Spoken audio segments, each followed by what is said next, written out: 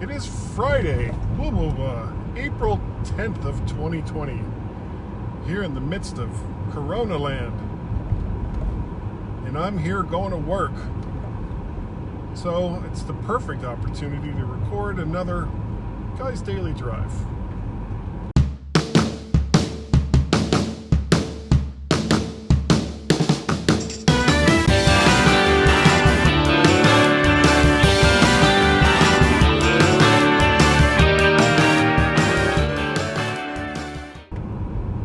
And welcome to Guy's Daily Drive, the ongoing quest to go back to work because I'm going stir crazy at the house.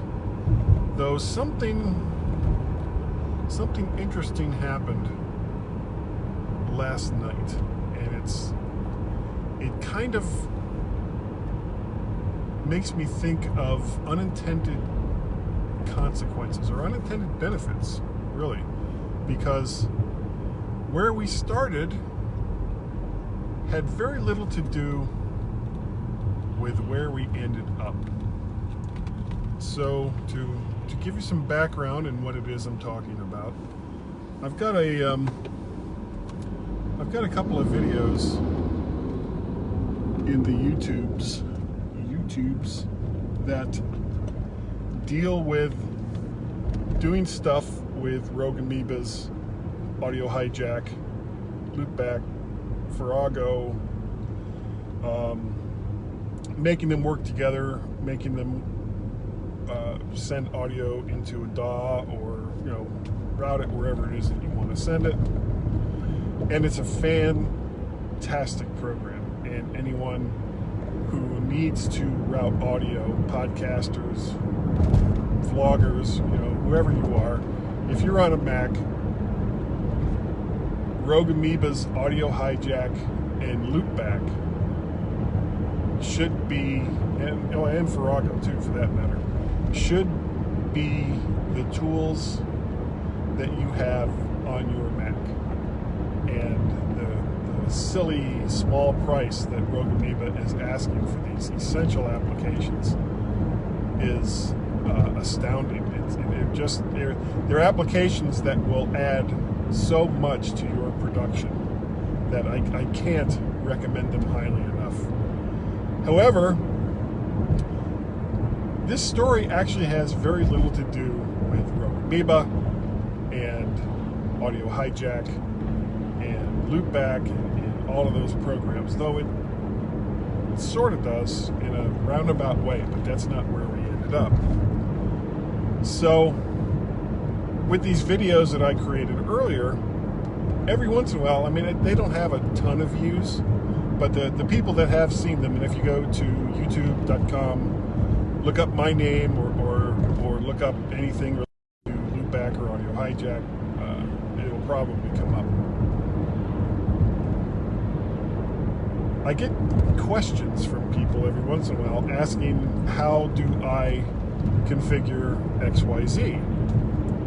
And usually I'll give a detailed explanation on what it is that they'll need to do in order to accomplish whatever their task was that they're asking me about.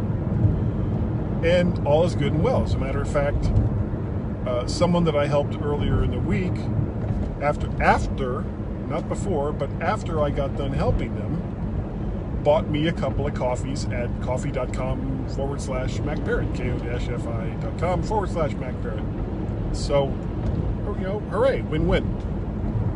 But then I got another question asking how they can record individually audio and video tracks from Skype using audio hijack and loopback. And I thought about it, and at first I was thinking, okay, well, I think the answer here is going to be related to New Tech's NDI. And if you don't know what NDI is, it's nothing short of miraculous. It takes incoming signals from the internets and will break them out into into different little snippets. Like, for example, I use Mimo Live from Boink Software. God, I'm getting so many plugs in this guy's daily drive. I use Mimo Live from Boink Software when I do the Mac to the Future livecast. And it works great. We use Mimo Call, and so Warren Sklar and Dave Ginsburg will get on a Chrome browser. I'll send them a link. That link will route them through Boinks to me into Mimo Live, and I can have both those guys in on separate video and audio sources, and that's wonderful. However, for what this person wanted to do, Mimo Call was, it would work, but it was kind of overkill. And considering it was for a church, they probably, I don't know if they could afford it or not. So I was looking for an easier, less expensive solution. But first, I had to have a couple of people on Skype to experiment with. And so I contacted Dave Ginsburg, and then we also brought in Dave Ginsburg from In Touch with iOS and Chuck Joyner from Mac Voices, and we started experimenting. And I discovered that going through Skype into Mimo Live using the NDI interface, it did give me two separate video sources, but it didn't break it out into two different audio sources, just using Skype, NDI, and Mimo Live. And I didn't get a chance to try it because we got off onto other things, but I probably would have had the same experience with OBS. So we were all talking and trying to come up with a solution, and then I think it was Dave we were all bitching about how horrible the interface is for Skype, and it really, sometimes just trying to do the simplest things on Skype is just such a pain in the neck, and I really wish that they would fix the production issues. Not so much in a way how it works, because it works fine, for getting audio and video from one person to another person through a dedicated service. That's fine. The latency is relatively low, and so on and so forth, blah, blah, blah. You can get the same from Zoom or Discord or tons of other VoIP services. But then we started looking at an add-in to Skype. And that add-in is from Ecamm Software, and it's Call Recorder. It's about $40. And we started playing around with that, and I already had it installed from God knows how long ago. I've had Call Recorder for years. And in the latest version, they made some changes to the tools that they include. And I hadn't really done much with them. I hadn't really played with them very much. And then, as we were all talking, it was like, well, wait a second. I can, directly from Skype, I can record myself and all the other sources coming in with Call Recorder. But then the problem is, how do you break that out afterwards? Because if you just go from the standard interface that Skype gives you, whoever it is that initiated the recording is in a big block on the left-hand side, and then the other people are in smaller blocks on the right-hand side, one on top of the other. And it doesn't break out audio, so that's not much help. But with Call Recorder, one of the tools they have is it will actually, because it records the entire conversation, audio and video, in their own proprietary format.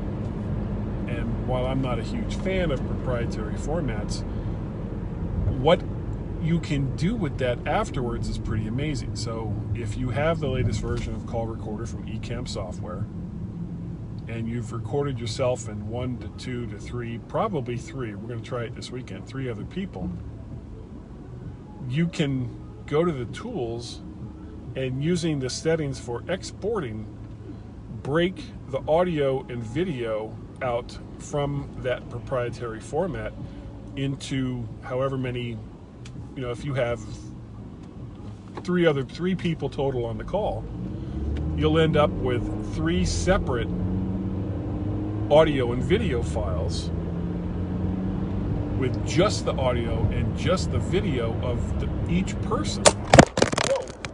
Well, that figures. I'm going to finish this like this. Of just the audio and just the video of each person